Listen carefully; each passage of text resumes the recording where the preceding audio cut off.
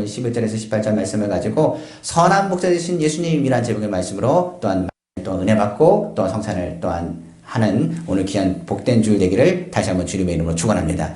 우리가 먼저 알 것이 있습니다. 우리가 사는 가운데서 만남이라는 건 굉장히 중요합니다.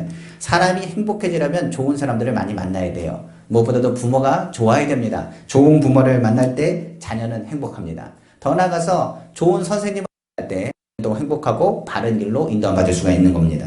또한 배우자도 잘 만나야 됩니다. 어떤 남편을 만나냐, 어떤 아내를 만나냐에 따라서 그 인생과 이 신앙의 모든 것이 달라지게 됩니다. 그래서 누구를 만나느냐, 그리고 누구랑 같이 사느냐가 또한 우리 인생을 행복하고 따뜻하게 하는 그런 여러 가지 의미를 담을 수가 있는 겁니다. 특별히 인생에 있어서 선한 이웃, 좋은 사람 만나는 건 더 중요합니다. 친구를 사귀려면 좋은 친구를 사귀라고 말합니다. 악한 사람들과 같이 어울리면 자신도 모르게 그것이 정당화되고 악해지는 겁니다. 내가 그것을 좀 벗어나고 싶다 할지라도 그 무리 가운데 있으면 무리 가운데 섞여버리고 그것에 대해서 그 잘못된 문화 또한 받아들일 수밖에 없는 것이 우리의 삶이라고도 볼 수 있기 때문에 그렇습니다. 그래서 선한 이웃, 좋은 사람을 만나는 것이 굉장히 중요합니다. 마찬가지로 신앙에서는 누굴 만나야 되냐? 예수님을 필히 만나셔야 됩니다. 예수님 우리의 선한 목자가 되시고 예수 그리스도를 만나지 않는다고 한다면, 예수 그리스도에 대한 잊지 않는다고 한다면 오늘 예배는 무의미합니다. 예배는 누굴 만나는 순간이냐? 예수 그리스도를 만나는 순간이고, 예수 그리스도를 만남을 통해서 우리 인생에 있어서 참으로 행복이 무엇이며 선한 목자 되신 주님의 이끌림을 받아 주님의 사랑 안에서 승리하며 살아갈 수 있기 때문에 그렇습니다. 그러므로 오늘 선한 목자 되신 주님을 만나야 하고, 그리고 주님을 경험하고 주님을 체험하고 주님과 동행하며 나아가기를 다시 한번 주님의 이름으로 축원합니다. 그러면 첫째로 우리가 왜 선한 목자 되신 예수님을 만나야 될까요? 다른 이유가 없겠죠. 우리가 만나는 이유는 선한 목자 되신 예수님, 나를 끝까지 책임져 주시기 때문에 그렇습니다. 세상에 누구도 책임질 수 없어요. 그러나 우리의 모든 것을 책임지시는 분은 주님이라고 성경은 강조하고 있기 때문에 선한 목자 되신 예수님은 자신의 양을 위해 자신의 목숨을 아끼지 않는다고 성경은 말하고 있습니다. 요한복음 10절에 나는 선한 목자나 선한 목자는 양들을 위하여 목숨을 버리거니와 성경은 말하고 있습니다.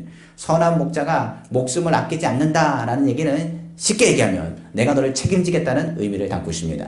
이것을 더 우리가 편하게 받아들이기 위해서는 부모가 자녀를 낳을 때 어린 자녀를 향해서 말하는 거예요. 내가 너 책임진다 라고 말하는 겁니다. 어느 순간까지는 부모는 또 자녀를 책임져 줘야 돼요. 그래서 자녀를 바라볼 때 부모는 어떤 마음으로 자녀를 돌보느냐? 목숨과 같이 돌보는 겁니다. 왜냐하면 나의 자녀이기 때문에 그렇습니다. 다른 집 자녀가 잘못해도 잘 혼내지 않아도 나의 자녀는 바른 길 가기 위해서 혼내기도 합니다. 징계하기도 합니다. 마찬가지로 우리 주님께서는 우리를 뭘로 삼으시느냐? 자녀 삼으시고 우리 것, 바로 주님의 것이라고 이야기하면서 뭐라고 얘기하느냐? 책임지시고 붙잡으시는 분이라고 성경은 강조하고 있기 때문에 그렇습니다. 그 당시 목자는 두 종류의 목자가 있어요. 자기가 양떼의 주인인 목자가 있고, 하나는 삭슬 받아서 움직이는 싹군 목자가 있습니다. 성경에 보면 그 중에 싹군 목자라는 양, 위험이 생기면 떠나고 도망가고 그것을 떠납니다. 왜냐하면 아니기 때문에 그래요. 그래서 더 이상 뭐 하지 않습니까? 책임을 지지 않는 겁니다. 요한 10장 12절에서 13절 말에 이렇게 목자가 아니요 양도 제 양이 아니라 이리가 오는 것을 보면 양을 버리고 달아나니 이리가 양을 물어가고 또 해치느니라. 달아나는 것은 그가 삭군인 까닭에 양을 돌보지 아니함이라 성경은 말하고 있습니다. 그러나 선한 목자는 뭐라고요? 책임진대요. 뭘 가지고? 목숨을 걸고 목숨을 아끼지 않고 그 양을 위해서 싸워주시는 분이 누구다? 바로 목자 되시는 예수님이라고 성경은 말하고 있는 것입니다. 성경에 보면 다윗을 선한 목자로 많이 비유합니다. 왜 그러냐면 다윗이 아버지의 양을 칠 때 일입니다. 아버지의 양은 그 지파의 양입니다. 그 지파의 양은 뭐냐? 아버지 양이 바로 누구의 양이냐? 나의 양이다 생각하고 다윗은 아버지의 양을 치고 나갔던 것을 성경은 다윗이 양을 칠 때의 모습을 사무엘상 17장 34절에서 35절에 이렇게 말하고 있습니다. 다윗이 사울에게 말하되 주의 종이 아버지의 양을 지킬 때 사자나 곰이 와서 양떼에서 새끼를 물어가면 내가 따라가서 그것을 치고 그 입에서 새끼를 건져내었고 그것이 일어나 나를 해하고자 하면 내가 그 수염을 잡고 그것을 쳐 죽였나이다. 성경은 말하고 있어요. 목숨 걸고 양을 지키는 다윗의 모습을 내 성경은 기록하고 있는 겁니다. 마찬가지로 주님이 이렇게 우리를 지키세요. 무엇보다도 우는 사자같이 덤벼드는 사단의 세력과 원수 마귀에 대해서 예수 그리스도께서는 어떻게 하시느냐? 그 믿는 하나님의 자녀들을 지키시고 그 자녀가 어려움 당하지 않도록, 해를 당하지 않도록 보호하신 분인 것을 성경 거듭 강조하고 있습니다. 다윗이 사자와 공에서 양들을 지켜낸 것처럼 바로 주님은 우리를 위해서 싸우시고 우리를 지키시는 선한 목자라는 것을 성경은 강조하고 있어요. 예수님은 우리의 죄에 대한 사망 그리고 죄에 대한 그 징계와 그것에 대해서 그 모든 것을 청산하시기 위해서 친히 십자가에 달리셔서 우리를 위해서 죽으심을 통하여 우리의 모든 죄를 청산하셨습니다.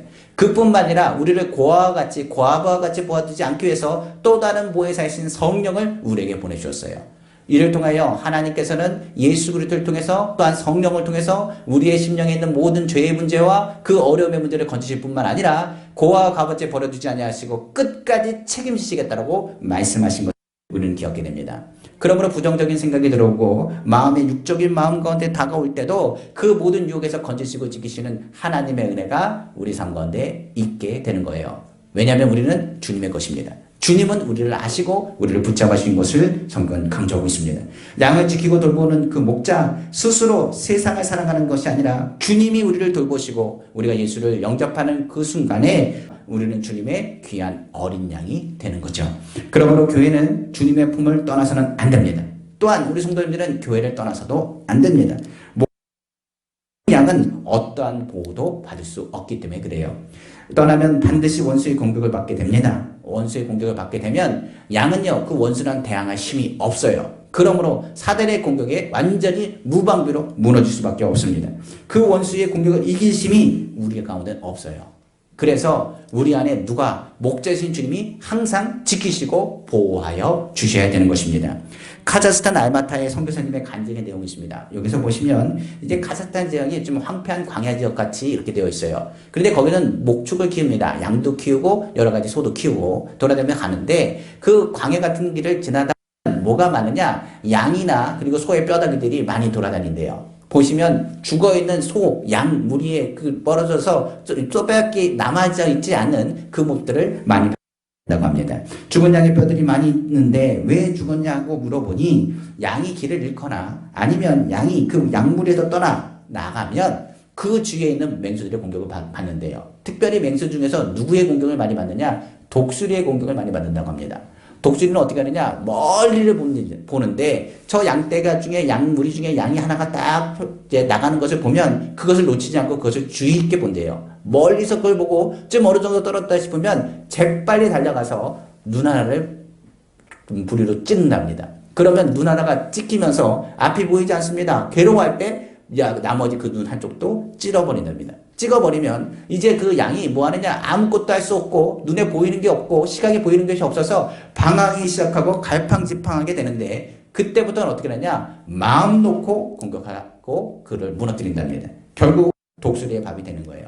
그러니까 우리가 광야나 이런 데 양들이 떨어져 있는 대부분의 동물들의 공격은 독수리입니다. 독수리가 그냥 다가가서 물어뜯고 그를 통하여서 그의 생명을 앗아가는 거예요. 성경에서 말한 것처럼 도둑이 오는 것이 바로 이와 같이 다가온다고 말하고 있는 것입니다.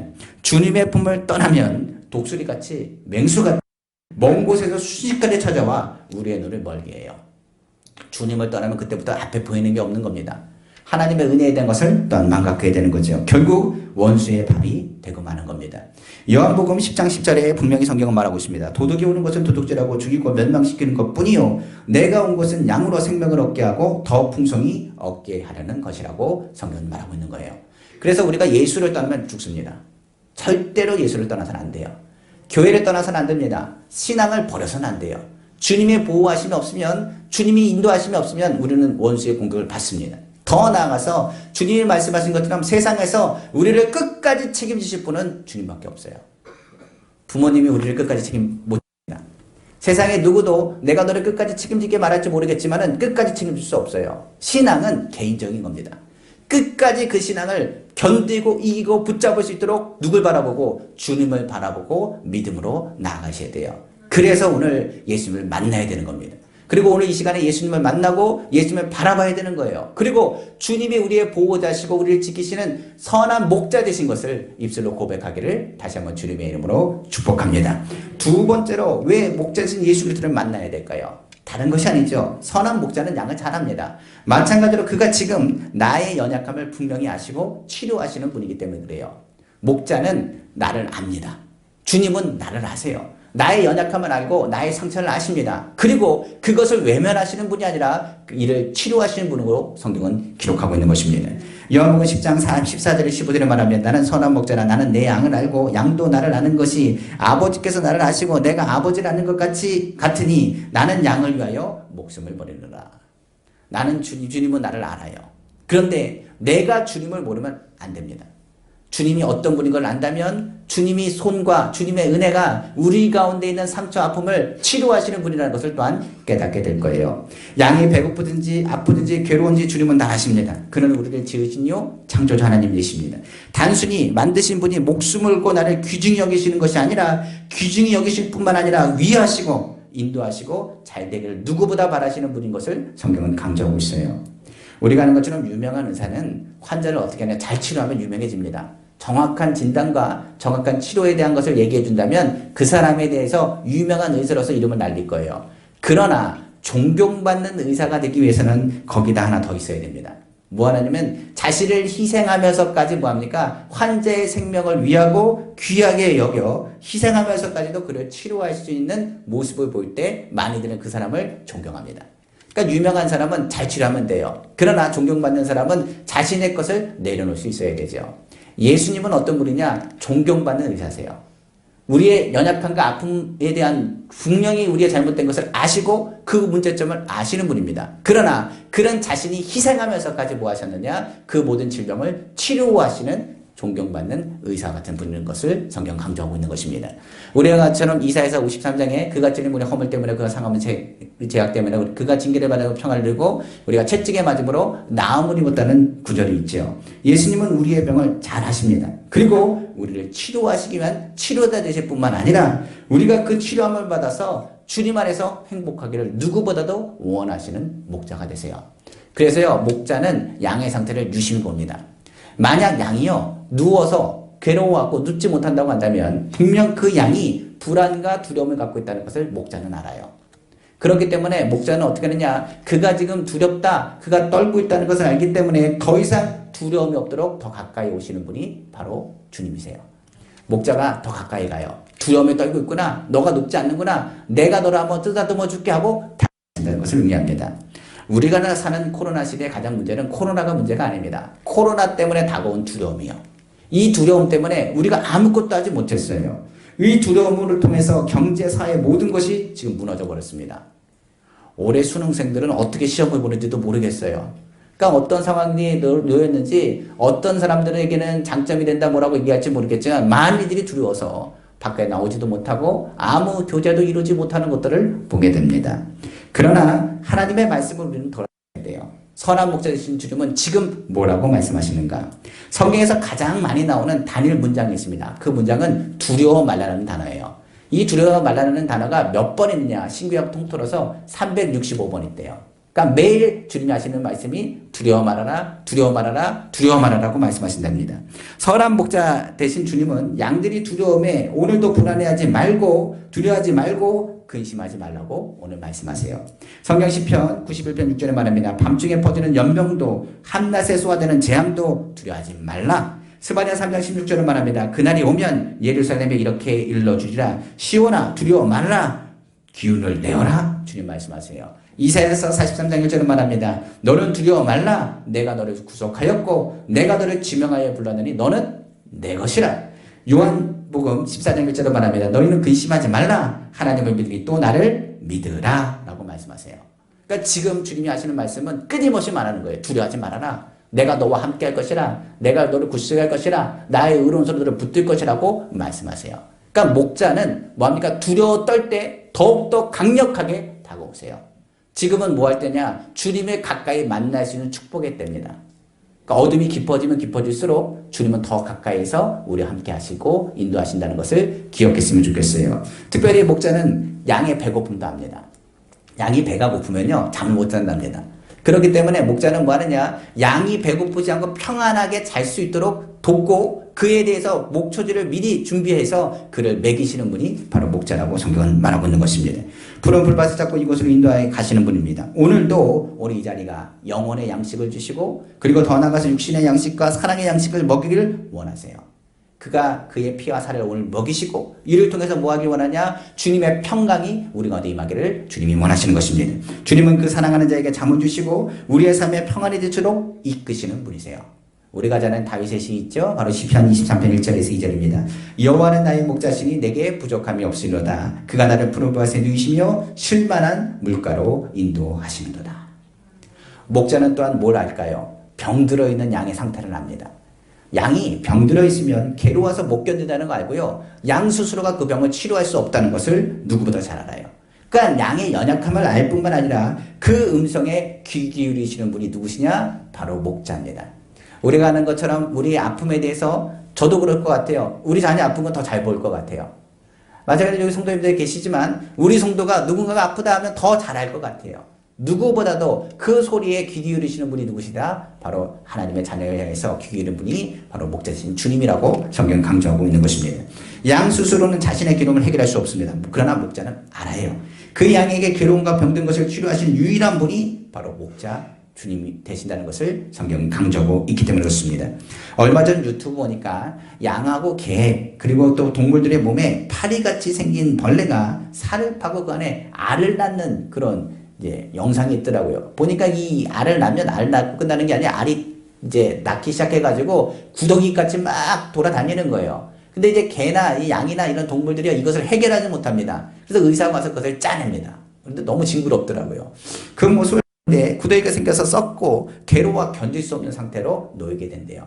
근데 양들도요, 이 벌레 같은 게 불어서 그 머리에 기생충과 같은 알을 낳는다고 합니다. 그러니까 양들도 뭐 하느냐, 간혹 TV나 이런 데 보면 미쳐있는 양들이 있어요. 그 미쳐있는 양은 그 뇌 속에 기생충이 알을 낳는데 이 알이, 기생충이 이 알을 깨면서 그 뇌 있는 쪽을 이제 흔들어 놓기 때문에 그렇습니다. 그래서 양이 미쳐가는 거예요. 기생충이 알을 까면 뇌 속에 들어가 양의 머리를 부비고 박치기 하면서 머리를 부딪혀 스스로 죽기까지 한다고 합니다. 그러니까 이것을 스스로 해결할 방법이 없어요. 양은 손이 없으니 어떻게 할 수도 없습니다. 깊이 박힌 이 기생충 균 같은 그 벌레 같은 걸 어떻게 죽일 수가 없어요. 이걸 파낼 수 있는 것은 누구밖에 없느냐? 목자의 손길밖에 없습니다. 우리의 삶도 그래요. 우리 스스로가 우리 문제 해결 못합니다. 삶에 미칠 것 같고 고통스러운 일이 있어요. 돌아버릴 것 같은 일들이 많이 있습니다. 그때 우리가 찾아야 될 분이 누구냐? 선한 목자이신 주님이세요. 주님만이 그 문제의 해결을 하실 수 있는 분입니다. 우리의 일을 아시고 우리의 연약함을 압니다. 우리의 고통과 질고를 아시는 분이 오직 선한 목자이신 주님이라고 주님은 말씀하고 있기 때문에 그래요. 또한 선한 목자는 그것만 보는 것이 아닙니다. 양들 간의 관계가 어떠한지도 발견해 보십니다. 무엇보다 양들 사이의 갈등도 누구보다 잘 아는 분이 주님이세요. 우리 삶에도 뭐가 있어요? 갈등이 있거든요. 그런데 우리 삶에 제일 큰 갈등이 면 그 양 중에서도요, 정말 착하고 순한 양이 있는데 꼭 염소 같은 양들이 있어요. 그래서 양도 양 나름인데 양도 풀 먹는데 옆에서 괴롭히는 양이 있고요. 그리고 양도 그 목자를 괴롭히고 힘들게 하는 양들이 있습니다. 목자를 신경 쓰게 만드는 양도 있고 또 못 듣는 옆에 있는 양을 괴롭히는 양도 있어요. 우리가 생각할 때 양이 다 순할 것 같죠? 아닙니다. 이게 염소인지 양인지 못 구별하는 양들도 있다는 거예요. 그러나 목자는 간혹 그 양들에 대해서 그것을 분명히 판단해서 그 양을 어떻게 합니까? 고치고 격리시키기도 합니다. 그 우리 삶에 있잖아요. 억울할 때가 있습니다. 관계 속에서 속상한 일이 많이 있어요. 그런데 성경에서 말합니다. 목자는 누가 잘못했는지 알아요. 우리는 우리가 얘기하잖아요. 아, 저 사람이 잘못했는데 난 왜 그럴까? 근데 제일 억울한 건 딴 사람이요. 내 말을 안 믿어줘요. 그런데 누구는 안다고요? 목자는 알아요.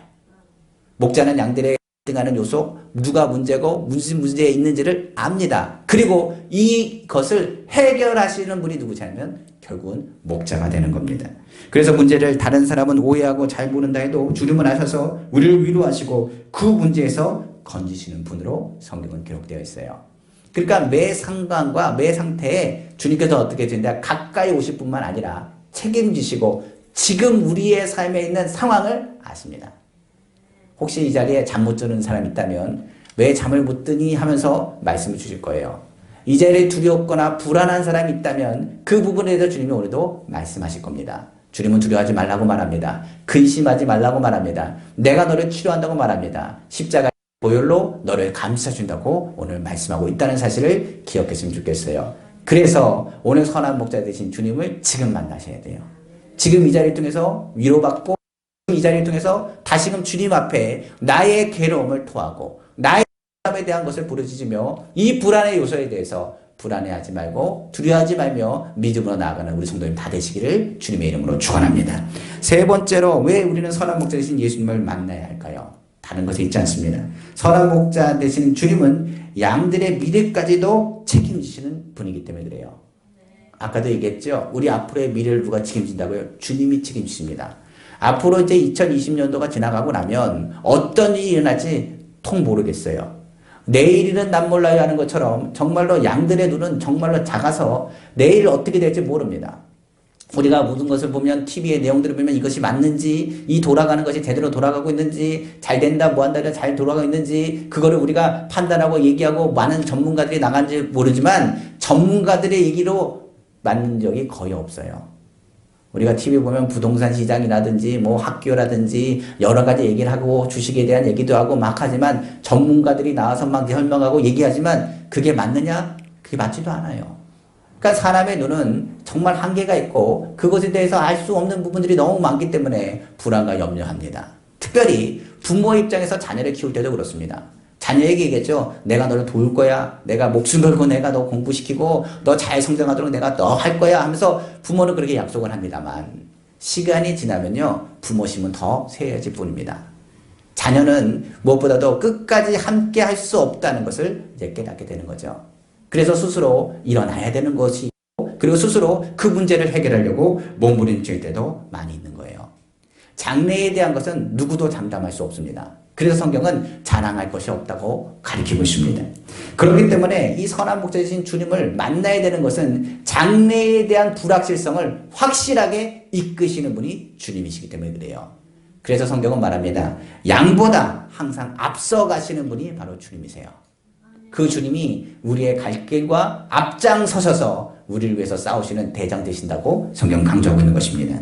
1967년 6월 5일 아랍 연합군과 이스라엘이 6.1 전쟁을 치렀다고 합니다. 아랍 연합군은요, 이집트, 요르단, 시리아를 이제 구성하는 인구예요. 그러니까 굉장히 많은 인원이, 그거에 비하면 이스라엘 인원은 굉장히 적습니다. 그런데 3차 중동 전쟁이 이제 67년에 났던 거예요. 근데 6.1 전쟁이 된 이유에 대해서 두 가지 견해가 있는데 첫 번째는 안식일을 거룩하게 지키라고 그래가지고 6일 안에 끝내야 된다. 그래가지고 전쟁을 6일 안에 끝내기 위한 이스라엘의 전쟁의 전략이었다라고 하는 사람들이 있습니다. 그런데 이것도 하나의 맞는 얘기지만 다른 의미에서 얘기한다면 이스라엘이 선제 공격한 것은요. 자신이 약했기 때문에 그래요. 그리고 선제 공격하면서 무엇하느냐? 이 땅의 영토를 빨리 확보해야 될 이유가 있었습니다. 그 기간이 짧은 이유는 길어지면 길어질수록 선제 공격한 사람들은 세계적으로 이제 지탄을 받습니다. 그렇기 때문에 연합 유엔이 그것에 개입하기 전에 6일 안에 빨리 끝내고 승리를 선포하자는 것이 바로 이스라엘의 전략이었어요. 하여간 이 전쟁이 6일 동안 일어났는데 세계 외신들은 무엇을 했냐? 이집트의 얘기만 들었습니다. 이집트에서는 방송이 이렇게 얘기했습니다. 지금 지고 있었어요. 그런데 사람들이 동조할까봐 이스라엘은 이제 끝났습니다. 이집트는 승리했습니다. 잘 되고 있습니다. 라는 가짜 뉴스를 6일 동안 계속 이제 배포한 겁니다. 그것 때문에 세계 언론과 외신들은요, 이스라엘에 대한 동정심까지 갖게 됐어요. 지금 선제 공격은 이스라엘이 했고요. 전쟁은 솔직히 이스라엘이 이기고 있는데 이집트가 이것에 대해서 연합군들이 흔들릴까봐 거짓 뉴스를 좀 퍼뜨린 겁니다. 이것이 또 덕이 돼가지고 이 전쟁에서 크게 이스라엘이 승리하게 됩니다. 그리고 영토를 많이 확장했던 사건으로 기록되어 있습니다. 이때 이제 신문 기자가 이스라엘에 이끌었던 그 전쟁의 승리를 이끈 모세대 장군에게 승리의 비결을 물었다고 합니다. 물었더니 이 장군이 이렇게 얘기했습니다. 아랍 군대와 우리 군대는 틀리대요. 아랍 군대에 있는 장군은 뭐라고 지시를 하냐, 이렇게 지시한답니다. 부하들 였고 너희들은 빨리 앞장서라. 내가 뒤에서 밀어줄게. 이렇게 얘기한대요. 그러면서 뭐라고 얘기했냐, 그 군인들에게 앞서가라, 앞서가라. 그랬답니다. 그런데 자신은 그렇게 하지 않았답니다. 모세에 대한 장군이 말하기를 이렇게 얘기합니다. 여러분들 나를 따라오십시오. 내가 앞장서겠습니다. 여러분은 뒤에서만 쫓아오면 됩니다. 나를 따르십시오. 승리는 우리의 것입니다 하고 장군이 앞서 나가서 많은 부하들이 그것에 뭐하니까 용기를 얻고 장군 뒤를 쫓아 나갔다는 것으로 그렇게 인터뷰를 했다고 합니다. 그러니까 승리의 비결은 다른 것이 아닙니다. 대장이 앞장 나간 거예요. 앞서 나간 거예요. 그렇다고 한다면 우리의 대장은 누구냐? 예수님이세요. 우리는 지금 미래를 모릅니다. 아무것도 몰라요. 그런데 주님은 뭐라고 말씀하느냐? 성경에 말합니다. 제발 나를 따라오라고 말씀하세요. 성경에 예수님께서 제자들에게 한 번도 내가 뒤쫓아갈게 라는 말 한 적이 없습니다. 예수님은 제자들에게 이렇게 말합니다. 나를 따라오라고 말씀하셨어요. 특별히 베드로에게는 이렇게 말하죠. 너는 나를 따르라. 나를 따르면 너는 사람을 취하는 어부가 되리라고 말씀하셨습니다.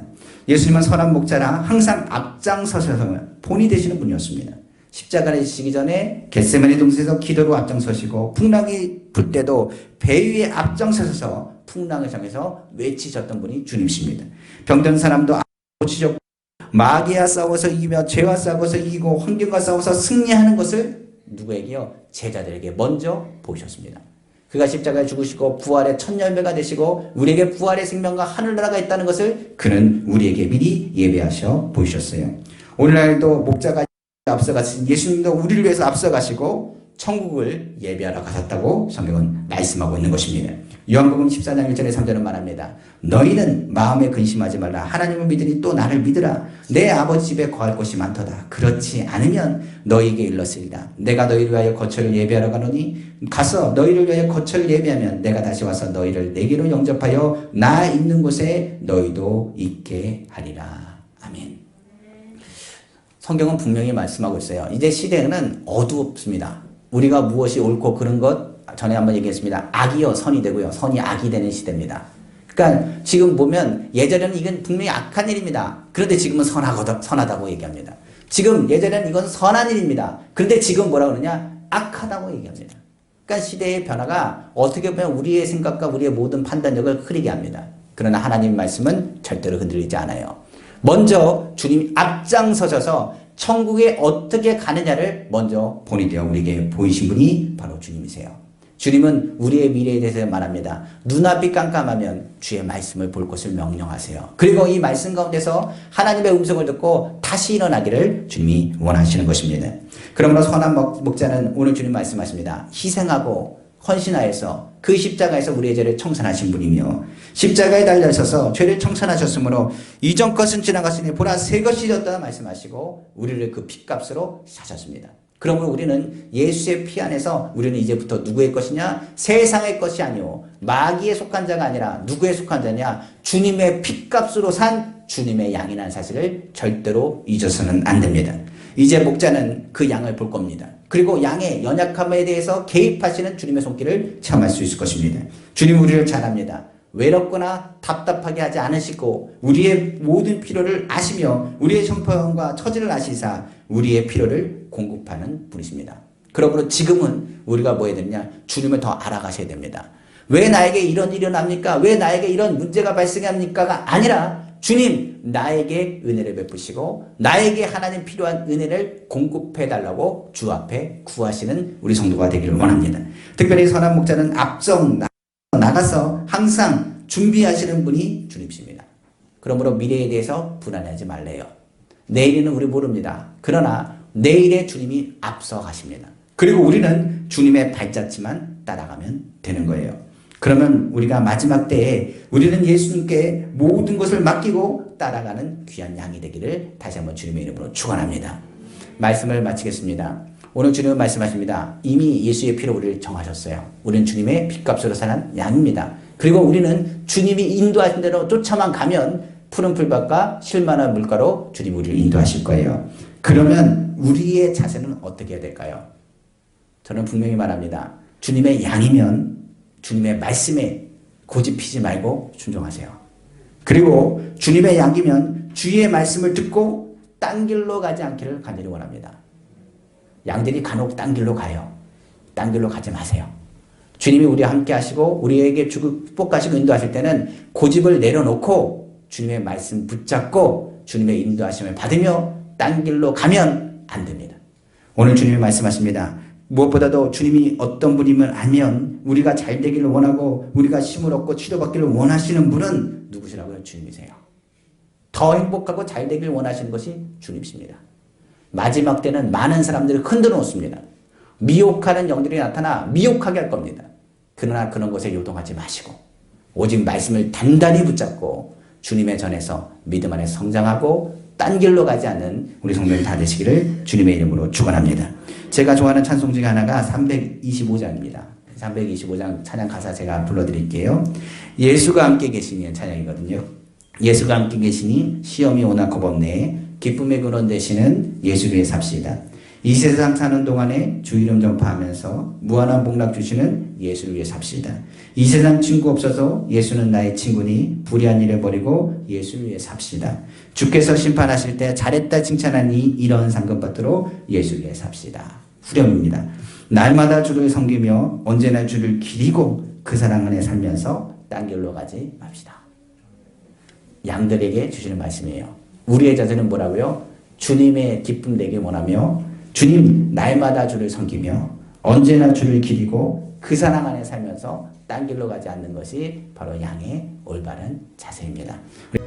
기도하겠습니다. 사랑의 주 하나님 아버지, 아버지 선한 목자 되신 주님 우리와 함께 하십니다. 우리가 시험 때문에 두려워할 필요가 없습니다. 기쁨 근원 되신 주님이 우리와 함께 합니다. 아버지는 목자 되신 주님과 함께 살기 원합니다. 주님 복음 전하며 이 세상 친구 없고 세상 가운데 유혹이 당한다 할지라도 주님이 나의 친구가 되시오니 불의한 일과 죄악을 버리고 주님을 위해 살길 원합니다.